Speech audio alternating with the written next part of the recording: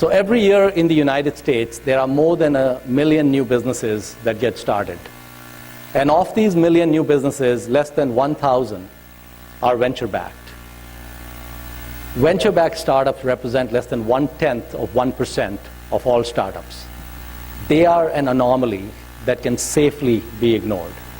In fact, most of those people whose names I just mentioned never did something so stupid as to write a formal business plan or spend their time chasing venture capitalists.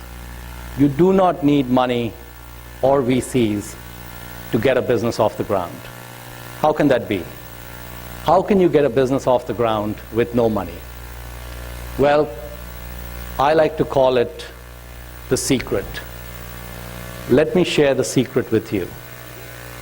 Let the secret be your edge.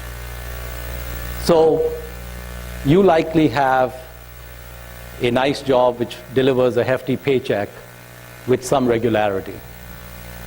And that job requires you to work 40 hours a week.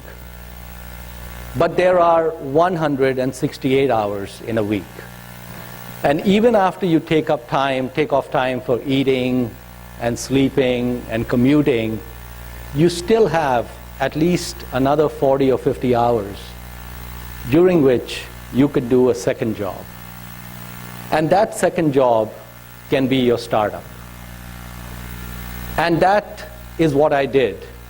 In 1990, when I was 25 years old, I had no money in the bank. I used to work on my startup for 1 or 2 hours in the morning before I went to work. And after I came back from work until midnight, I again worked on my startup. I was single. I spent all my weekends working on my startup, gave me long, uninterrupted hours. I used to eat a Subway sandwich every day for dinner. Life was great. And any time I had a client meeting, I used to take a day off as a vacation day and go meet the client. And after 10 months of doing this, I had my first 2 clients, and I resigned. And my boss, he took it in good stride. He tried to get me to stay, which I turned down. And then he offered that I could come back any time after my business failed, and I would get significantly more money, and I'd have my same position back.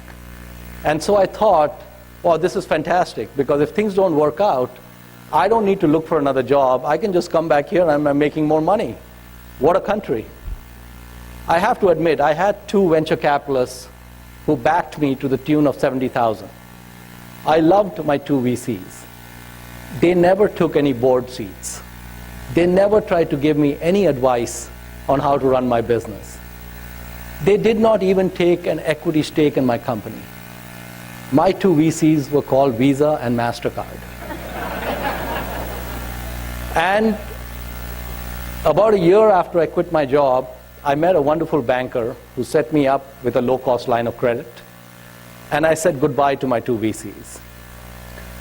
And about 4 years after that, we were recognized as an Inc. 500 company, one of the 500 fastest growing businesses in the United States. And that is the secret. You can walk and chew gum at the same time. And if your business does not compete with your employer, you can keep your full-time job and get your business off the ground. The fatal mistake is to quit, try to live off your savings, and spend your time chasing VCs. The way I went about it, I had no pressure. It did not matter if it took 3 months or 6 months or 18 months to get the business off the ground. The cash was coming in, the rent was current, life was good.